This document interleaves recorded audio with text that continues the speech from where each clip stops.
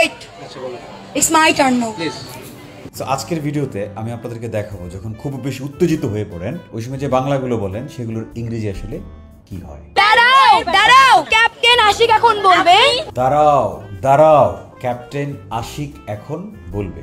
এটার ইংরেজি কি হবে? এখন এই যে বললাম দাঁড়াও, এই দাঁড়াও কি? স্ট্যান্ড। স্ট্যান্ড এটা সুন্দর ইংরেজির নেটিভরা বলে সেটা হচ্ছে হোল্ড অন। হোল্ড অন, দাঁড়াও দাঁড়াও। ক্যাপ্টেন আশিক এখন বলবে। Captain Ashiq will speak now. Future sense one, right? তাহলে আপনি যখন বাস্তব জীবনে কাউকে বলবেন দাঁড়াও দাঁড়াও, তাহলে আপনি কি বলবেন? Hold on. Hold on. Wait. It's my turn now. Please. এই পুরো কনভারসেশনের মধ্যে এই দৃশ্যটা সবচেয়ে মজার ছিল। হ্যাঁ, এটা তো ইংরেজি বলছে। So wait, it's my turn now. এটার বাংলা কি তাহলে? এটার বাংলা হচ্ছে দাঁড়ান, এবার আমার পালা।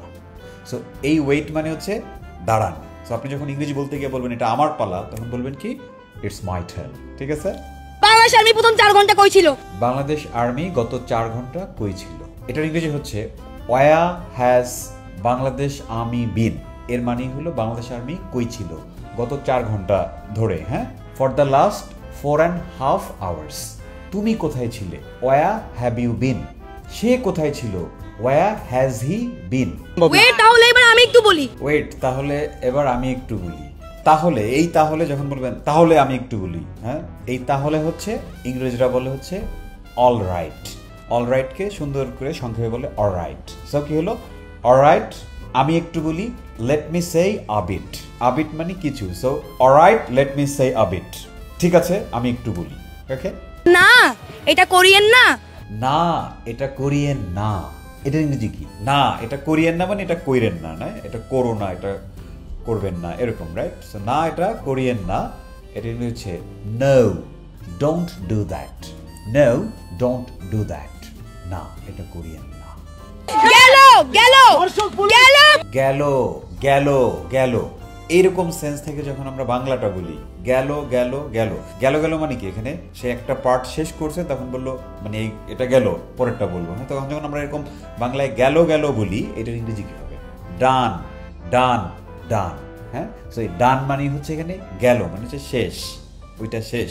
অথবা ইটস ওভার ওভার ওভার, এটাও বলতে পারতো। 4.5 ঘন্টা পর বাংলাদেশ আর্মি উদিত হলো। 4.5 ঘন্টা পর বাংলাদেশ আর্মি উদিত হলো। উদিত হওয়া ইংরেজি কি? এমনিতে উদিত হচ্ছে রাইজ, রোজ, রাইজেন, তাই না? বাট এটা একটা সুন্দর কনভারসেশনের ইংলিশে আমরা বলতে পারি উদিত হচ্ছে কাম আপ। কাম আপ মানে হচ্ছে কোনো একটা জিনিস হাজির হওয়া আর কি। হ্যাঁ, বাংলাদেশ আর্মি 4.5 ঘন্টা পর উদিত হলো। মূল কথা হচ্ছে বাংলাদেশ আর্মি আসলো। হ্যাঁ, বাংলাদেশ আর্মি কেম আপ 4.5 ঘন্টা পর, after 4.5 hours। After 4.5 hours Bangladesh army came up. এটাই হলো এটার ইংরেজি। শুনেন শুনেন, উল্টাপাল্টা কথা বলবেন না। শুনেন শোনেন শোনেন, উল্টাপাল্টা কথা বলবেন না। ইংরেজি হচ্ছে লিসেন, ডোন্ট টক ননসেন্স। শোনেন, উল্টাপাল্টা কথা বলবেন না। আমি এবার এই ভিডিওতে আমি একটা পার্সোনাল অবজারভেশন দিই। এটা সম্পূর্ণ আমার ব্যক্তিগত। প্রথমটা হচ্ছে ক্যাপ্টেন আশিক যিনি, ওনাকে নিয়ে। ওনার এত প্রফেশনালিজম, মানে প্রফেশনালিজমের সর্বোচ্চ জায়গায় গিয়ে উনি কথা বলেছেন, অসাধারণ। এই যে উনি যেমন মানুষ, এটাকে ইংরেজিতে কি বলে জানেন? এটাকে বলে অ্যাজ কুল অ্যাজ কিউকাম্বা। কিউকাম্বা আমরা জানি শশা, রাইট? তার মানে কি? শশার মতো ঠান্ডা। শশার মতো ঠান্ডা এরকম না, বিষয়টা হচ্ছে যখন কোনো একজন মানুষ খুব বেশি শান্ত প্রকৃতির হয়, সিচুয়েশন বুঝে ঠুঝে এই যে ওনার মতো করে কি করে বিহেভ করে, সেটাকে আমরা বলি অ্যাজ কুল অ্যাজ কিউকাম্বা। আমরা বলতে পারি mister captain Ashiq is as cool as cucumber. Okay, এবার আমি যদি এই আপুটাকে নিয়ে একটু বলি। হ্যাঁ, তো উনি দেখা যাচ্ছে খুবই আই মিন এক্সাইটেড, অনেক বেশি অ্যাংরি মনে হচ্ছে। এবং আমি দেখতে পাচ্ছি যে প্রচুর কমেন্টে, ইভেন এই যে ভিডিও থেকে আমি এটা নিলাম সেখানে প্রচুর কমেন্ট, সবই নেগেটিভ। মানে আমি একটা ইতিবাচক জায়গা থেকে যদি একটু বলি, সেটা হচ্ছে যে আমরা জানি যে, মানে আমরাই তো জানি, আপনারাই বলেন যে মানুষ যখন প্রচণ্ড রাগী হয় তখন নাকি তার মন ভালো থাকে। হ্যাঁ, সো ওনার ক্ষেত্রে কিন্তু সেটাও হইতে পারে, রাইট?